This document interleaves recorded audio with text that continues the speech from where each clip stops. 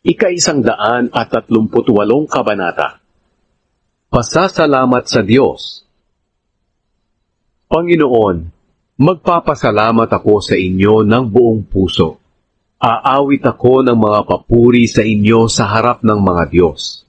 Luluhod ako na nakaharap sa inyong templo at magpupuri sa inyo dahil sa inyong pag-ibig at katapatan.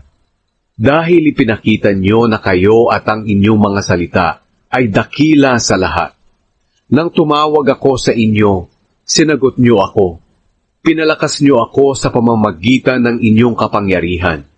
Magpupuri sa inyo, Panginoon, ang lahat ng hari sa buong mundo, dahil maririnig nila ang inyong mga salita. Sila'y aawit tungkol sa inyong ginawa, dahil dakila ang inyong kapangyarihan. Panginoon, kahit kayo'y dakila sa lahat, nagmamalasakit kayo sa mga aba ang kalagayan.